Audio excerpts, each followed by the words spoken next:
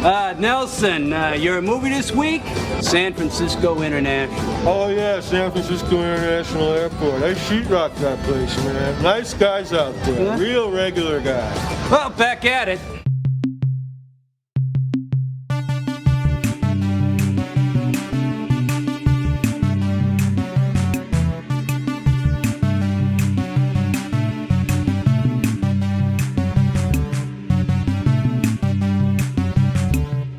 This time we watched Season 6, Episode 14, San Francisco International. Described by the Riffers as a très bien merde. But first, follow-up. Although there's not a lot of follow-up this time, I guess.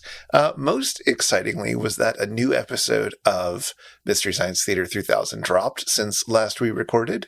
Gamera versus Jiger. I didn't get to watch it, Chris. What did you think of it?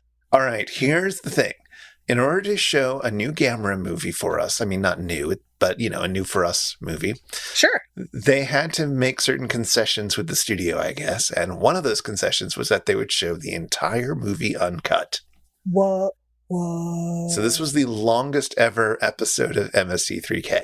Not like agonizingly long. Uh-huh. Perfectly good episode in many ways, but it was, long. I don't know, Chris. It's a Gamera episode. In some ways, those are mercifully a little short. Yeah, well, no, not this time. Well, but here's the thing. There's one particularly upsetting scene that I wish they had just warned us about beforehand. Oh. There's a scene, and I'm going to describe it, and skip ahead to the next section if you're squeamish about stuff, I suppose, especially animal-related stuff.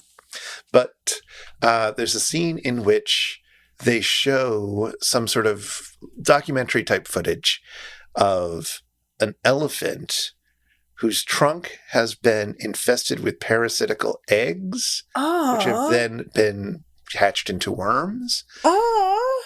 And they cut up the trunk lengthwise. Oh. And then it opens up and you see all the worms. What? Why? Why? Because basically Jiger has gone and put its eggs all inside of Gamera, and the kids have to go inside and deal with that. Oh. It's a terribly gross scene, and it's really unpleasant. How did the Riffers handle that? Well, it wasn't inappropriate or anything, but they didn't give any warning. Like MST3K, they never make jokes about things that are about to happen in the movie. They only make jokes responding. No, that makes sense. But there's often times that their riffing is what helps you through a really uncomfortable part of the movie. And that uncomfortable part of the movie that we're used to dealing with is something where there's really awkward silences, or there's something ridiculous happening on a scene that doesn't really matter for the story, or something that's just totally uncalled for in terms of the storyline. But they tend to not have to deal with stuff that's gross or anything like that, right? And they cut out the sexy bits. But generally, their riffing helps with those scenes that are difficult, and I would have thought they might have tried to riff in a way that made it easier to watch, you know what I mean? They might have, but I didn't find it helped. It was such an upsetting and startling thing to see. Fair enough. Yeah. I don't know. At some point, in fact, probably in January, I'll rewatch it. As will you. Oh, yay. But at least now you know going into it that when they bring out the little screen and they start talking with the scientist and there's an elephant suddenly, maybe look away. Yeah, I guess I'll have a trigger warning even if nobody did on Friday. Yeah. Anyway, otherwise it was a pretty good episode. We'll talk about it more come Gamuary. So that's most of what I wanted to say and follow up. I guess I should also say that, yes, indeed, the people who made Demon Squad did listen to the last episode. I doubt they're listening to this one, but if you are, hey, that's cool. Welcome back. Yeah. But yeah, we had a perfectly lovely back and forth over Twitter, and it was very nice. And well, good. I'm glad to hear that. Good luck to them on their future ventures. Indeed. But, unfortunately, now we have to go back to the 1970s. A little trip to the Bay Area at San Francisco International. Have you packed? I have. I'm ready. Excellent. Here we go. This Last time we watched Season 6, Episode 14, San Francisco International. San Francisco is a beautiful city. A delightful, iconic bridge spans the entrance to a glorious bay. The streets of San Francisco are bustling and exciting. Just thinking about walking through Golden Gate Park and along Ocean Beach makes me a little giddy. And here is a movie set in this amazing city, perfectly laid out to display its charms and no, scratch that completely. This is a movie about the airport, perfectly created to display the unending, slightly brown or beige, if you will, fog that inhabits the area. Yes, folks, this movie's anticipatory excitement rivals that of the never-ending queues that can be yours when you fly, and nothing will ever seem to live up to the promised excitement that air travel is supposed to give.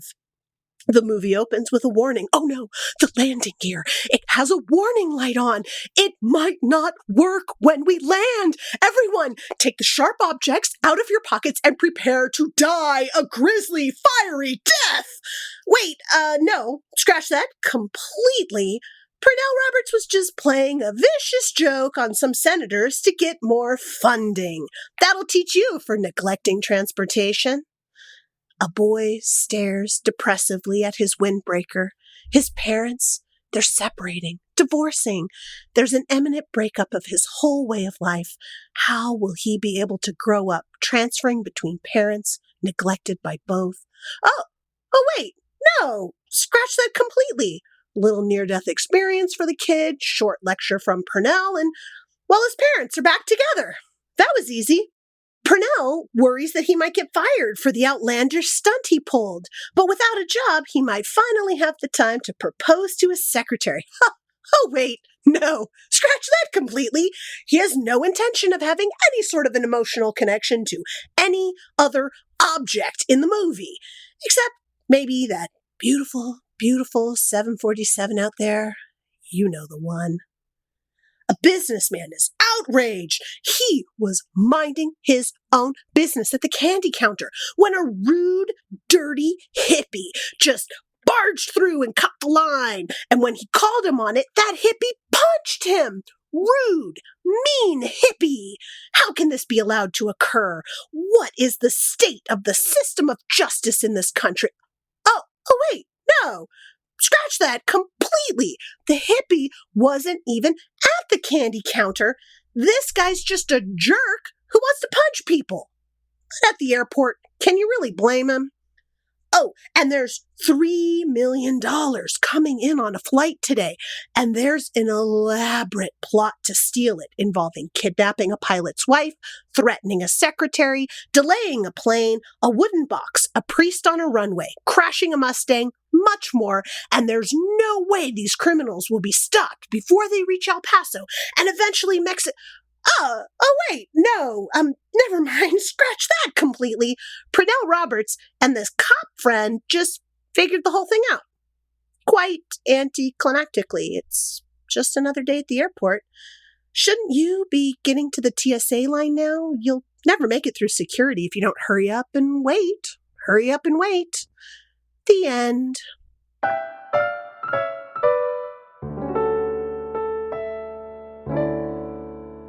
Meanwhile, on the Satellite of Love, Mike moderates a political debate between Tom and Crow. Their political takes are vacuous, but the rhetorical force they give to claims like "dill is a good spice" are unparalleled in modern oratory. Back in Deep 13, Dr. Forrester and TV's Frank are doing some home repair work, and they've got their shirts off, and Dr. Forrester has abs. Anyway, this inspires Mike to show the bots the old board gag. You know, where you carry a 6-foot-long piece of lumber around and whack people with it when you turn around. You know the one. Anyway, Tom and Crow get bonked. Real good. And then, after some movie, Mike comes out dressed up like Urkel. It's very funny. Tom finds it very funny. Crow finds it very funny. GPC finds it very funny. Frank finds it very funny. Dr. Forrester finds it very funny. Jan in the Pan finds it very funny. Santa finds it very funny. And then after some more movie, Mike is still dressed up like Urkel. It's very funny. Huggy Bear and Rooster find it very funny. Pitch finds it very funny. And after even more movie, Mike is still dressed up like Urkel. It's very funny. Nuvina finds it very funny. Torgo finds it... Well, actually, Torgo never got what was so funny about Urkel. Huh. Maybe it wasn't that funny after all. Anyway, after the film, the bots decide that David Hartman was ugly, which gets a tisk-tisk from Dr. Forrester, and then they read some letters. And then, for some reason, Dr. Forrester's ears have grown large and hairy. For some reason. Anyway, what do you think, sirs? I don't understand what the thing is with the ears getting big and hairy. I get that David Hartman had big ears, but is that really worthy of a joke of that caliber? Was that a David Hartman joke? I'm not even sure that was what the... Maybe. David Hartman was the pilot, right? The one who had to delay the plane? Yes. And they made a couple of comments in the riffing about his ears being really big. So I think that's what they were pulling out for that particular ending segment. But it seemed a little, I don't know, just seemed mean and not very funny to me. Yeah, that was not a great ending sketch. Not like those Urkel sketches. Oh, boy. No. Wow. Yes. Urkel. Why? I guess I have to agree with Torgo here. I never particularly found Urkel funny.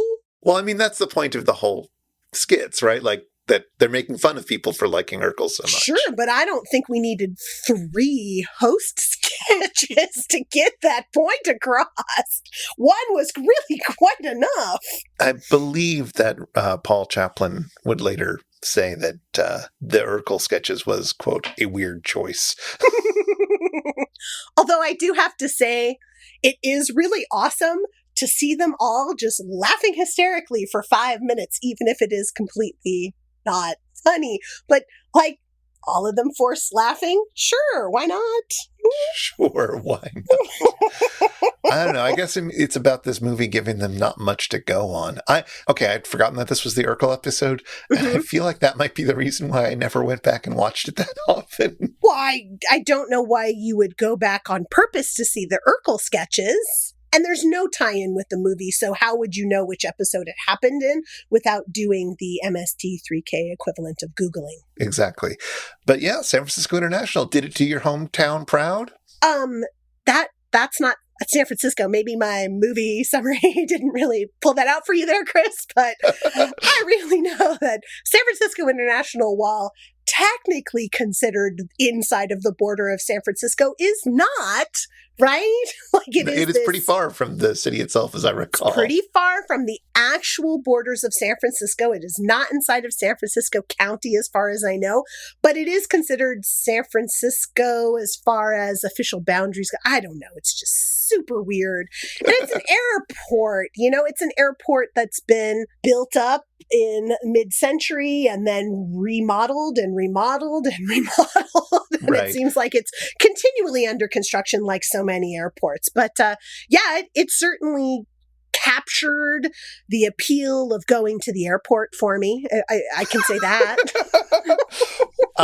So this comes right after Airport, the big disaster movie, which we talked about when we did a few episodes about disaster films a little while back. And I went and watched Airport for the first time back then. Oh, uh-huh. And it's sort of like this. Like, it's got a guy who's managing an airport and his day of unexpected and unfortunate events. That involves significantly more dangerous. Significantly more children stealing small craft and flying into the air with a bunch of jet airplanes, because that seemed like the most dangerous part of this entire day. No, that one has a hijacking. But like a lot of these movies have a pubescent boy who has an interest in flying. Like, that's a common feature in these disaster airplane films. Is this their equivalent of having a Kenny, like in the Gamera movies? Yeah. Yeah, if the airport is Gamera, there's a young tow-headed boy who's very precocious, and that's our Kenny. Huh. But of course, this was a made-for-TV movie, so they couldn't afford to do everything. But it feels like they really tried to do everything. I mean, they had so many small subplots that they couldn't actually end one in a really like fiery way where you're just like, oh my gosh, are they gonna make it? Yes, they made it. It's just like, oh no, like that resolved. Oh look, that resolved. Oh look, that resolved. I mean, television shows, I think, end up being able to be a little bit more pointed because they do have less time. And so you have not 100 small subplots who are all trying to, wrap up inside of our 60 minutes or whatever. Right. That's part of it, is that you've got, it's going to become a TV series. And so you don't have to resolve quite everything, especially with the regulars. So like Pernell, who runs the airport, doesn't have to actually propose to his secretary. They just have to mention it and keep that romantic tension going for a few more episodes. You mean start that romantic tension at some point in time in the future, right? Because, Pernell didn't sell that one. Yeah. Well, mention the romantic tension that surely we'll see sooner or later. Sure. Sooner or later. But like Airport itself, like that has a million little subplots and they all have to resolve. And it's not until the last 30 minutes of a very long movie when the stakes actually become palpable during the hijacking sequence, which is amazing, but it's the only good part of a really dry movie. That, and of course, the cameos from all of your second-run 70s actors. Oh, yes. Which this movie gives us as well. We'll get to that in a second. It's true, indeed. Oh, though, the airport. Why would you want to set something at the airport? Because it's complicated and it's all about the allure of men who are very competent, right? Pernell is really good at his job. Everybody else who works at the airport who's going to be a regular are very good at their job, and even the bad guys have this incredibly complicated plot that they nevertheless pull off until until the very end, when an even more competent force out-competences them, I guess. That's what this is about. It's about this sort of masculine competency, and something as boring and complicated as an airport becomes a really interesting, not interesting, but it's a place where that can play out and it makes sense. Airports are complicated. I guess I just want to go back to my extraordinary men, my James Bonds. If airport movies will not convince you to watch James Bond movies instead, Chris, I don't know what will. So yeah, this is a big 1970 disaster film. And so it has to have a lot of kind of washed up actors in it. So you can go, do I know that person? Oh, they're not dead. Oh, that's so nice. Would people have recognized them? Because I have to admit, Chris, the only one I recognized was Pernell Roberts. I did not recognize any of the other cavalcade of stars that you are mentioning. And in the days pre-internet, how did you look up to find out who it was? So some of them would have been recognized, certainly. But let's start with Pernell Roberts, our star, playing Jim Conrad, who runs the San Francisco airport. There he is. There he is. You might remember Pernell Roberts from such TV shows as Bonanza. Dun dun dun dun dun dun dun dun dun. Where he played Mr. Bonanza, and Trapper John M.D., where he played Dr. Trapper John M.D. Man, you feel like this guy should have gotten a supporting role sometime, right? I have to say, I watched some Bonanza. I don't really remember Pernell Roberts so much, but I understand that, he was the oldest boy who left the show after the first couple of years, and then, Hoss and Little John pretty much took over. I mean, Bonanza went on for a long time. It went on for 14 years. He left the show about halfway through when it was at its peak popularity in 1965, getting very frustrated, I guess, with how the show was going. And he said he never regretted having done that. Aww. Every once in a while, the crew would think, it's been a few years. Maybe we should try to write him back into the show. And he'd be like, no, thank you. He also played Dr. John McIntyre on Trapper John M.D., which I never watched as a kid, but I sort of knew in my trivia brain that was a spinoff from MASH. Oh, huh. But as I was thinking about this for this episode, I was like, wait a minute. Pernell Roberts didn't play Trapper John on MASH. What are we talking about? Turns out It is not a spinoff from the TV show. It's a spinoff from the movie. Oh, was he in the MASH movie? He was not in the MASH movie, but nevertheless, it was the people who made the movie who made the TV show. And then there was a bit of squabbling from the MASH TV show and the Trapper John MD TV show and yada, yada, yada. So they're not especially related. There's like one brief bit in the pilot where I guess he talks about Hawkeye and Radar, and you get to see pictures of Alan Alda and what's his toes. I forget his name. That's a shame. I like him. Yeah, no help from here. Sorry. But they just forget about that after all. The other thing that's interesting about that is you may have noticed in this episode that they make quite a number of jokes about Pernell Roberts' hairpiece. They totally do. Chris, were you able to notice his hairpiece? Because I have to say, I must be really bad at it because I didn't notice his hairpiece. I didn't, but it is a hairpiece. Fair enough. I mean, how many actors are wearing hairpieces? So many. So many. I'll give you a hint. 3 out of 4 of the main actors on Bonanza were wearing hairpieces at the time. Wow. Pernell Roberts, Lorne Green, and Dan Blocker, who played Hoss, were all wearing hairpieces. No. Well, I would never have thought that little Joe, Michael Landon, was wearing a hairpiece. No. That was his hair. I saw his hair spectacularly on the show he was in the 80s, where he was an angel. Oh my gosh, what was it like? Touched by an Angel? No, he was not touched by an angel. Wait, what is it? Highway to Heaven. Highway to Heaven. Yes, thank you. No offense to Touched by an Angel. It's just a very different vibe from the one with the, rough, tough guy in the A's cap and Michael Landon as an angel. It's a different vibe. I'm just Yeah. Apparently, Pernell didn't want to wear his toupee on Bonanza. Oh, is that why they gave him the black hat?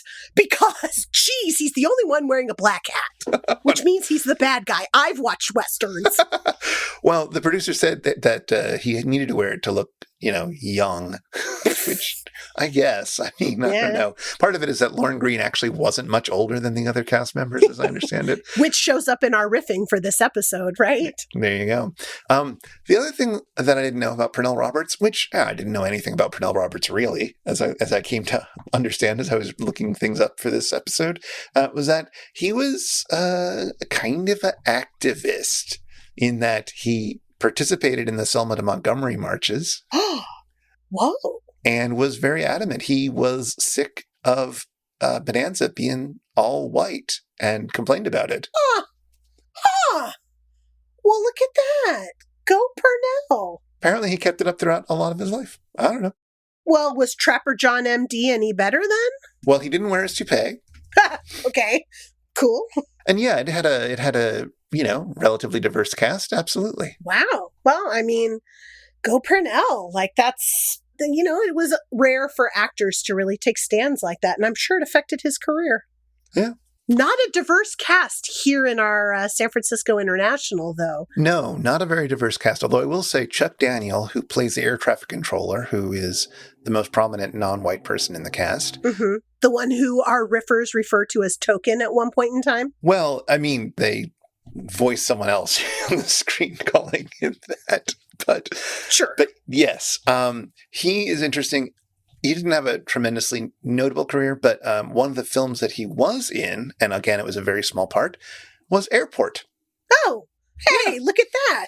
Yeah, he's just got air traffic controller blood running through his veins, I guess. I don't know. I don't know if that's what he played. I don't remember him from it. It was a small role, and I saw it a long time ago. Fair enough. Well, there weren't even any people of color so much in the background of the airport. It was amazing how white the entire screen was. Well, or rather, slightly beige the entire screen was. Yeah, let me quickly run through a few other people who were in this.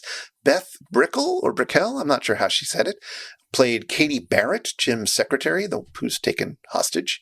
Mm-hmm.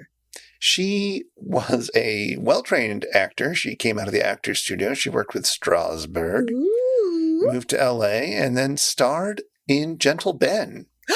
Aww. Which is the 60s TV show based on a book about a kid who's friends with a bear. Mm-hmm. She played the kid's mom. Oh, nice. She also had 2 guest appearances on Bonanza. Dun, dun, dun, dun, dun, dun, dun, dun, One in dun, dun. 1969 and one in 71, so on either side of the year that this came out, playing different characters. So, that seems neat. It's amazing how much you can get away with that on a show like Bonanza. Yeah, exactly. Robert Sorrells, who is what I thought of as the lead bad guy, he's the one with sort of the droopy hair. Wait, do you mean the one who drives the Mustang? Because Yes. I thought of Tab Hunter as the main bad guy. See, I was taking it that the other guy was his boss, but maybe. You can disagree. Anyway, Sorrells. I can and I do. Sorrells is best known for playing a robot baseball player in a Twilight Zone episode called The Mighty Casey. Oh, how have I missed that episode? I thought I've seen all of the Twilight Zones, the original run. Well, there's one more waiting for you. There you go. I'm going to have to find it now. He also was in Bonanza twice, playing 2 different characters in 2 different seasons. Well, that's fantastic. Yeah. Look at that Bonanza giving a bunch of people work. Ding, ding, ding, ding, ding, ding, ding, ding, ding. What else? We've also got Clu Gulager. Ha! So this is a name that I did not recognize, and they talked about it a lot in the riffing. So who is Clu Gulager? Clu? Apparently it's Gulager. Gulager. Ha! Apparently. So be it. Played Bob Hatton, the head of security.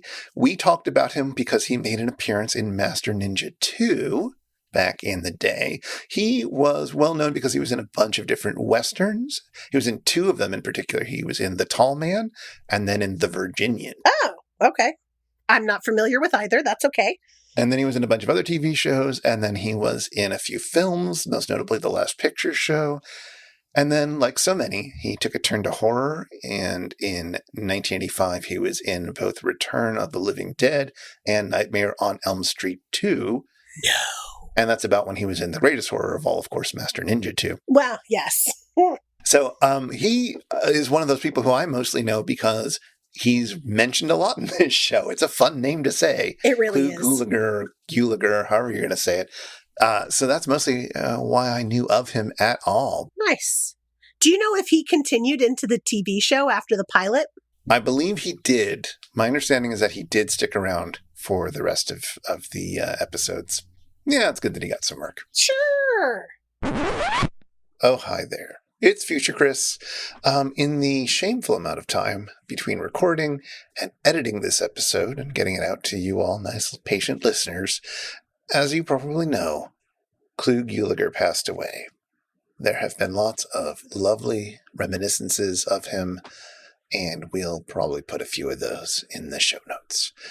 So rest in peace, Clu. Who else have we got? We've got Van Johnson as Lester Scott, who plays another white guy. This time it's the reporter, the dad of Davy, the kid who takes the plane away. The one who the wife says is like one of the most influential men in all of San Francisco.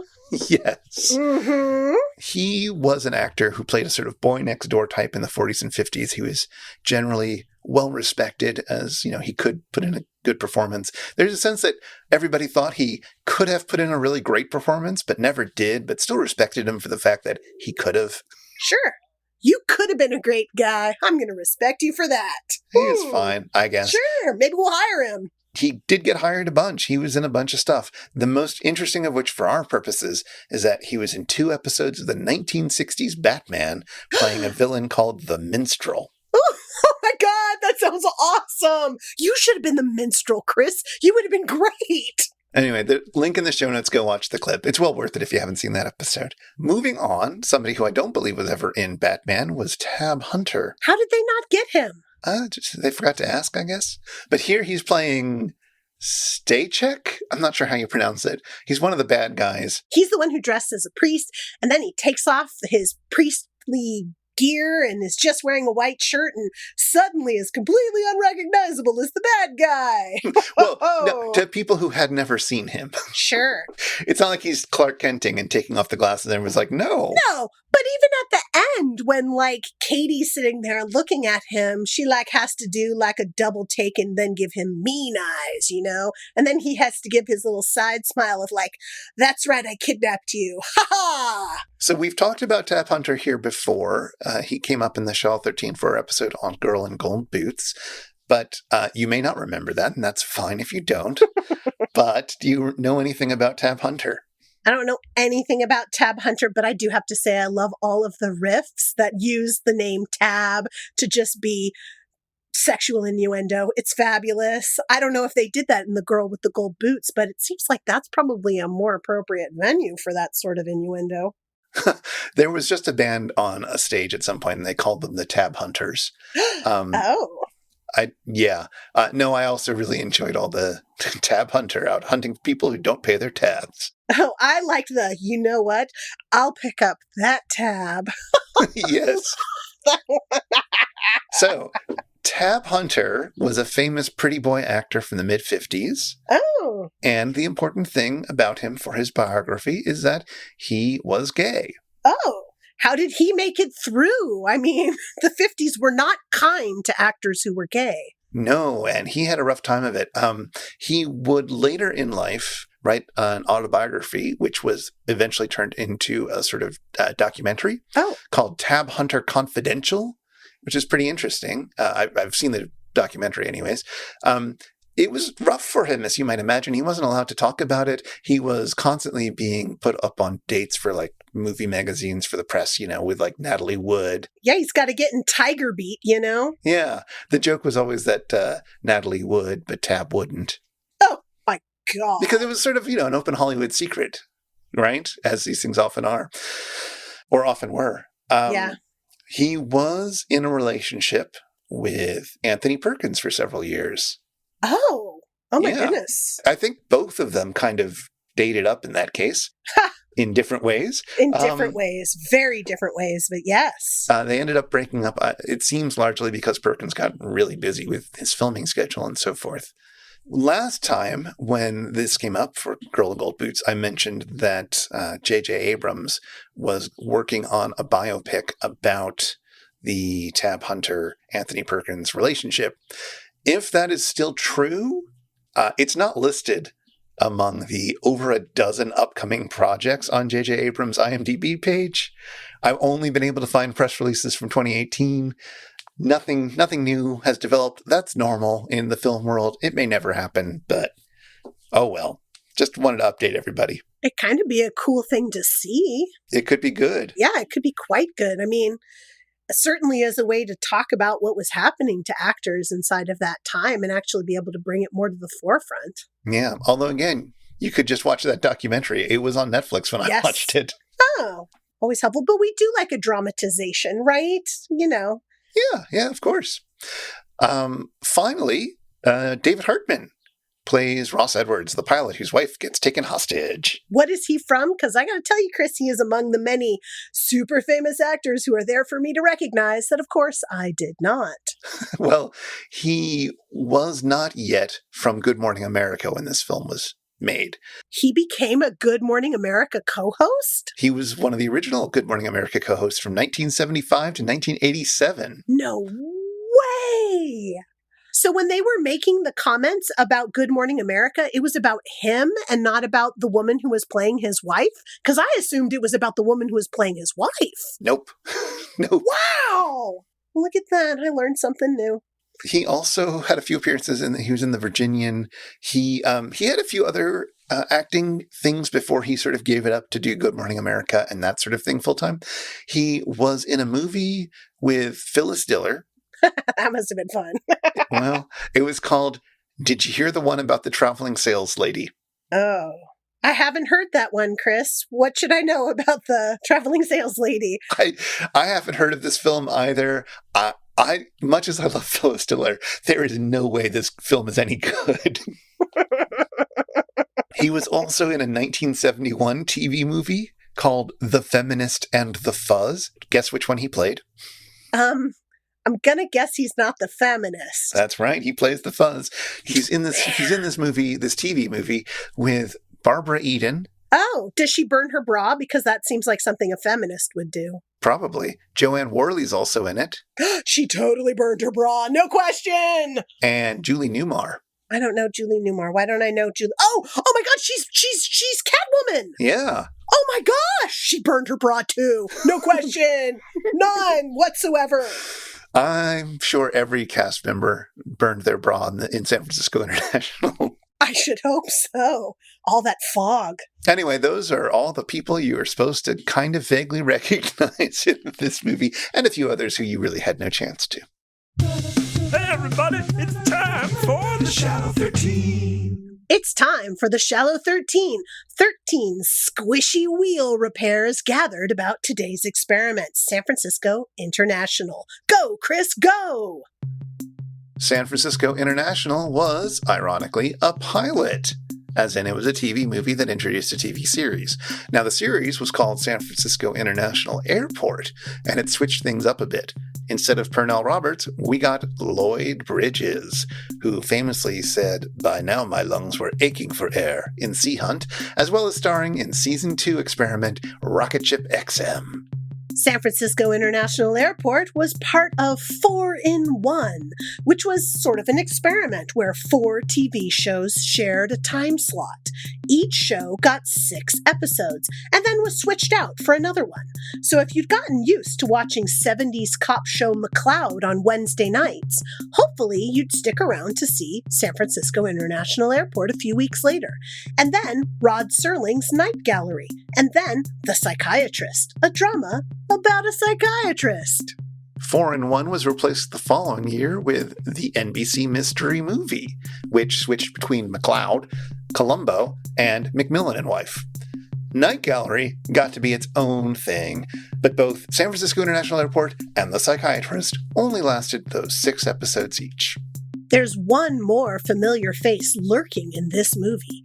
Jim B. Smith plays Amato. Who is Amato? I don't know. Maybe he's the third bad guy? Anyway, keep an eye out for him. He's also got a bit role as a cop in the Season 5 experiment, Mitchell. We see David Hartman and some other guy dressed up like pilots with their sharp-looking pilot hats, and Tom says, Thanks, Bartholomew Cubbins.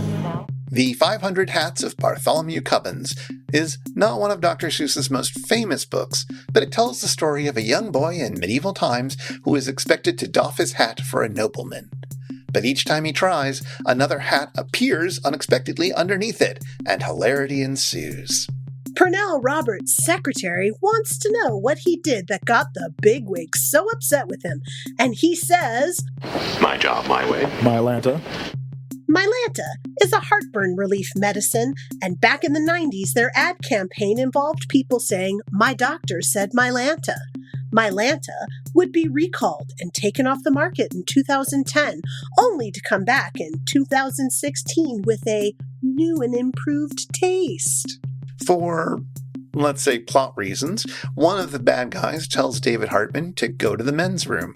Hello? The main concourse to the men's room. Joe Orton will be there. Inside. Joe Orton was the gay British playwright whose sensational diaries, published after his far too early death in 1967, describe how Orton would frequent men's rooms to hook up with other guys. A biopic made in 1987, Prick Up Your Ears, has a striking depiction of this aspect of Orton's life. I talked more about Orton in our episode on Parts the Clonus Horror. Davy's mom looks a bit embarrassed at one point, and Mike riffs, I ate all the Frusenglaja. Frusenglaja was a premium ice cream back in the 80s. As the name suggests, Frusenglaja originated in the USA. Oh, sure, it pretended to be Scandinavian, but that's just what ice creams do. Haagen-Dazs, for example, was started by some Polish Jewish Americans from the Bronx. During a scene with a baddie and the pilot's wife in a hotel room, Mike riffs, Fred Garvin, male prostitute. 245. This is a reference to an old Saturday Night Live from 1979, where Dan Aykroyd plays Fred Garvin, male prostitute. who was hired by a company to spend the night with a female vice president of sales who's away on business. It's a really odd sketch, but the link will be in the show notes. Davy's mom walks by a man in a leather jacket, just sort of standing in the airport, and Mike goes, Look there, Berman buckskin mannequin. Berman Brothers originally began selling furs in Minnesota in 1899, but when furs became unpopular, it switched over to leather just after World War II, changing its name to Berman Buckskin. The last Berman to run the company, Lyle Berman, later became CEO of Rainforest Cafe and has been inducted into the Poker Hall of Fame. As Pernell tries to save young Davy in his airplane, some dramatic music plays, and Mike says, Now he's got Pablo Casals in the back seat. Pau Casals, also known as Pablo Casals, was a world-renowned cellist who was born in Catalonia in 1876 and yet was awarded the Presidential Medal of Freedom by John F. Kennedy in 1963. President Johnson ended up awarding it to him. Casals lived well into his 90s, and even in his last years, after a lifetime of success and accolades, the cellist continued to practice for 3 hours a day. Why? As he put it, I'm beginning to notice some improvement. One of Casals' most famous recordings is a set of Bach's cello suites, recorded in the 1930s. You know the first part of the first cello suite. It's the tune you're thinking of when you think of solo cello music. It's one of those pieces of music that basically all musicians play the same way now, but Casals' music predates those performances. It's actually kind of wild. Anyway, it's whatever. It's a great recording. Link in the show notes. Go listen to it. And that's time. I wanted to talk about the Ponderosa Ranch. Yeehaw! I don't remember, Chris. I know that I went to Lake Tahoe with you at some point in time when we were visiting California, and I can't remember. Did we actually go to the Ponderosa Ranch? We sure did. I have been to the very set of Bonanza. Did we take the breakfast hayride trip up and have scrambled eggs and pancakes and whiskey and our coffee and all that? You might even remember that back then, I didn't eat eggs very often because I didn't really like them. That's right. You hadn't taught yourself to like eggs yet. What did you even eat for breakfast? I poked at some eggs. I think I put a lot of ketchup on them.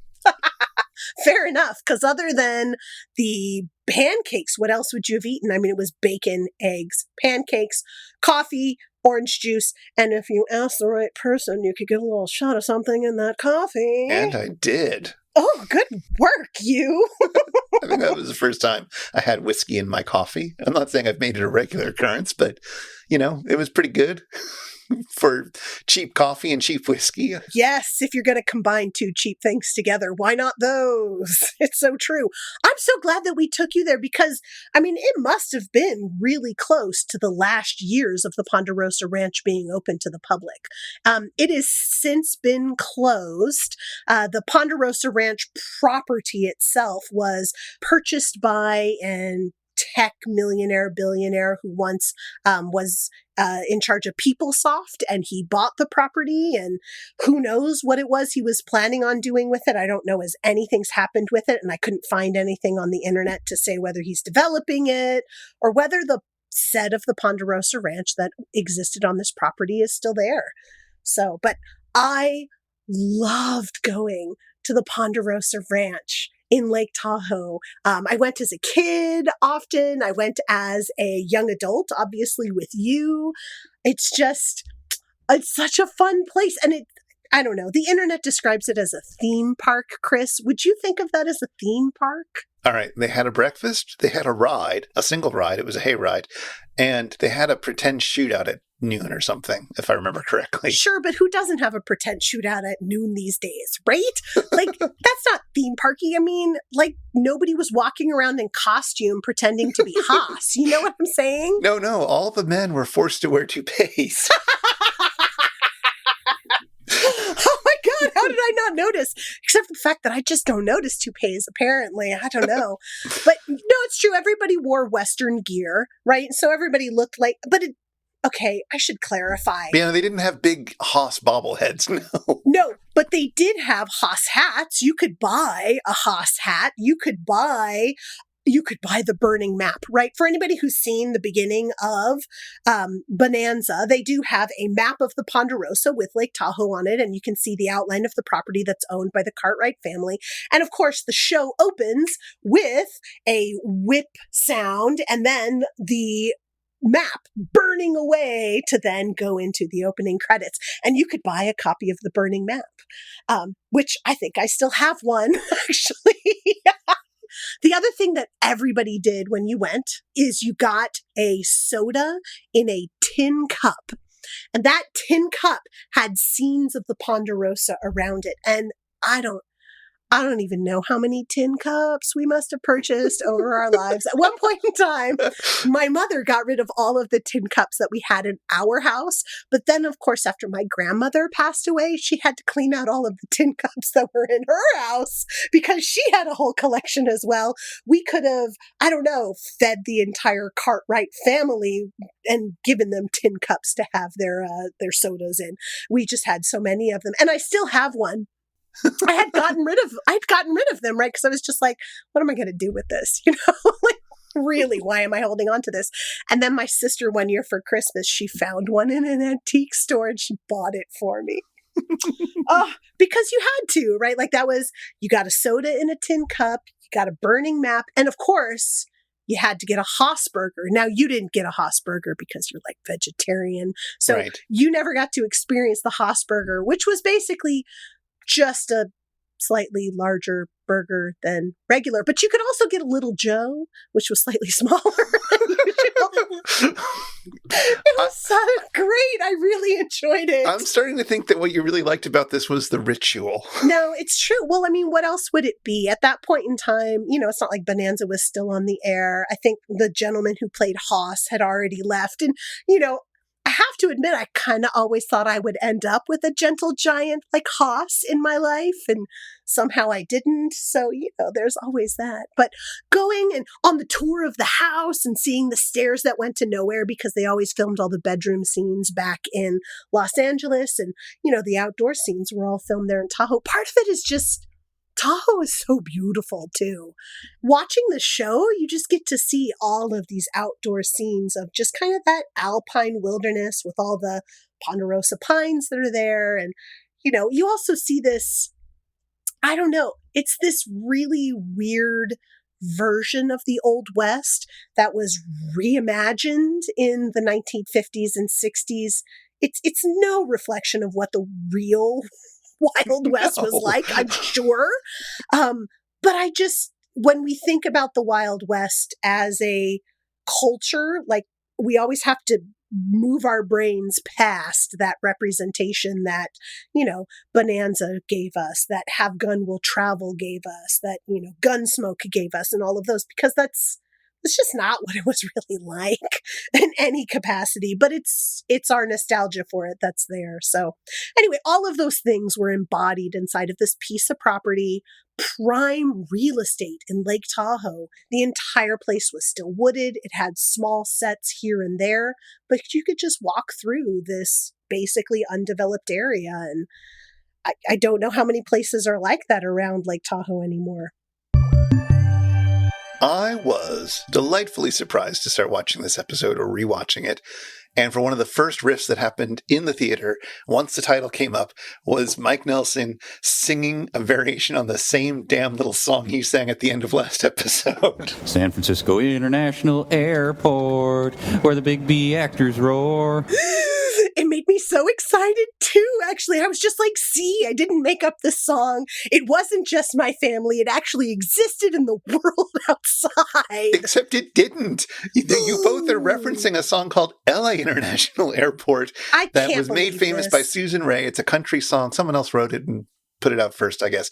But she was the one who made it popular. And both of you have turned it into San Francisco International. And I don't know if there's a common thread. I couldn't find anything about that. See, you shared this song with me and you were like, wait a second. And I have to say, I can't believe that I didn't know this was originally an LA International Airport song, because generally San Francisco and LA have a little bit of like some tension between them, you know? And generally when San Francisco steals something, quote unquote, from LA or vice versa, like it's known, right? Like it's known that we stole it from LA. I can't believe I didn't know. Well, so I'm glad that somebody made a song about the LA International Airport. It's an interesting song. We'll have a link to it. I love it because I think of airports as being sort of phenomenally boring places. And I love them for that. As you know, and as our listeners may know, I can't remember if I've shared this, I collect boring postcards of airports. Not postcards you buy in airports, postcards that celebrate the airport on them. Postcards with pictures of runways or of beige buildings or of planes taking off, whatever. Airport postcards. If you get them, if you ever find them, send them my way, please, because I have a little tiny collection of them. But other than sort of home airports, do you have a favorite airport? I mean, I have to say that my favorite airports are going to be ones that I've traveled through that are relatively small airports, right? Like LA International is really huge. Okay. That's the worst airport in the world. Oh my God. And it's so hard to navigate and it's so hard to get out of. But I love the Long Beach airport. It sort of looks like a boat, the way the motif of the building is, and it's really easy to like get in and out of. I recently flew through Kansas City, which also has a very manageable airport. It's not very pretty. The one in Long Beach is much prettier. I also, and this is probably just because, you know, when you fly to Hawaii, you're basically going to paradise. But when you fly into Maui, it's just, you walk off, you're in a tropical wonderland. It's all outdoors because you're in Maui. Like, why not be all outdoors? And it has all of those tropical flowers that you're looking for upon your exit. So those are the ones that I really enjoy. But mainly, I think it's because when you have those small airports, it's easy to like have a cool design about them. It's easy for them to just be very manageable as a person walking through. And you actually have time to like stop and look around, see the buildings and notice things, where that's really hard when you're in like San Francisco International or LA or something, where you're just surrounded by so many people and you're being herded places and you feel like the tension of how many lines you have to stand in before you actually get to your plane, and just that time crunch of being busy and surrounded by too many people. So I don't know. Do you have a favorite airport? One of the airports that I have a fondness for is the Denver airport, which gets a shout out in this episode. There's a riff where Tom says, "So this is Denver's new baggage handling system," which is great because I know what that joke is about. What is that joke about? So it's a wild airport. If you've never seen pictures of the outside, it's got these sort of pyramids, white pyramids of I don't know what draping stuff. It looks like 24 Madonnas from the early 90s are lying down on their back with their cone bras pointing straight up in the air. It's amazing. And when they were opening the new Denver International Airport, it was going to have the most advanced baggage system in the world. It was going to be entirely automatic for the entire airport. Wow. And as you can imagine, by the way that I phrased that, it didn't work. No. They showed it off to the press. They had a little press release thing, apparently, and bags crashed into each other. They got smashed. They got torn open. It was just the worst possible thing to imagine. So there were tremendous delays in even opening that. The airport and its baggage system wasn't even open when this episode came out. Oh so my they're gosh. making a joke about how notorious this was. It was costing Denver like $1 million a day to delay it. Gosh. It was a real mess. And when it finally opened up, the automatic baggage system was only operating in one small area. It was only for outbound planes, and it only lasted for 10 years before they decided they could take it down and not lose any more face. Oh. It feels like in all of our discussions so far, Chris, we have flown around the world through so many airports, circumvented so many disasters that might have happened. It seems like what we need now is a final factoid. Is there something else that you have to share with all of us? No. What about you? I do. So, partway through the episode, probably about halfway, Pernell Roberts comes on screen and Gulager, yeah. Gulager comes on screen and they riff toupee and gray weave. They're cops. And immediately when this came on, all I could think about was the website that was around. And you're probably even the person who showed it to me and sent it to me, where it is the They Solve Crime website, where they do short descriptions of shows where they have two people who come together, and the closing statement of the description is, they solve crime. And it is amazing. It is amazing, this website, because for one, I feel like half of the cop shows that I have watched in the past straight up were auto-generated by some sort of website in order to create it. So, but yes, the They Fight Crime is one of my favorite websites. And I don't know if you watch the Netflix show Lucifer. Do you watch that? No, I don't. Okay. It's not your bag, but it is entirely mine. And the premise of the show is she's a hard-nosed cop who plays by the rules. He's the devil. They fight crime. And I'm like, this could have been auto-generated by this website, the They Fight Crime website. And so, toupee and gray weave, they're cops. They solve crime. Well, it is theyfightcrime.org, and I just loaded it up, and it's given me, he's a notorious Jewish senator possessed of the uncanny powers of an insect. She's a cold-hearted winged barmaid on the trail of a serial killer. They fight crime. It's the best website ever. I would watch that show. If you've been affected by the issues on this show, if you want to share the reason your flight got delayed, or if you'd like to ask us anything, get in touch with us. Our website is itsjustashow.com, and we're on Twitter at itisjustashow. We'd love to hear from you. This show is made possible by listeners like you, and like our randomly selected supporter, Charles. Thank you, Charles. For as little as $1 an episode, you can be like Charles and help us research and record this show. You can join us in a friendly Slack where we all hang out and live stream our reactions to new episodes. And you can listen to all of our super fan bonus bits. Find out more at itsjustashow.com/Patreon or patreon.com/itsjustashow. And if you want to follow up on anything that was mentioned today, you'll find links in our show notes at itsjustashow.com/episode/116. I need to leave this airport immediately. I don't know if you'll be able to find your way out, Chris. I never saw an exit sign. Oh no. Oh, we're at Franz Kafka International again. But hopefully we have something ready for next time. What are we watching next time, Chris?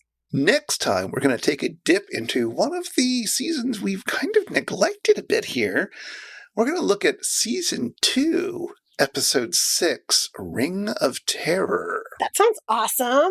I don't remember Ring of Terror, but I'm sure I've seen it. What would jog my memory to remember it? Ring of Terror is about the med student who is scared of things. I'm sure you've seen it. It also has somebody going around early on looking for their lost cat going, Puma? Puma. Oh, I have totally Puma. seen it then because of you. Yes, indeed. It also comes with a short, The Phantom Creeps, Chapter 3, The Crashing Timbers. We have not watched all the episodes of Phantom Creeps so far, but that's okay. It'll be fine. Oh, so we're going to get the Phantom Creeps out of order? Yeah. I don't know how Bela Lugosi's going to like that. Well, considering they never actually finished watching it. I suppose he won't mind. So yeah, get ready to look for that Ring of Terror next time. But until then, Chris, I made for TV love you. Charlotte, we're getting a divorce and it's all your fault. Oh my gosh. Take it away, Theme Squad.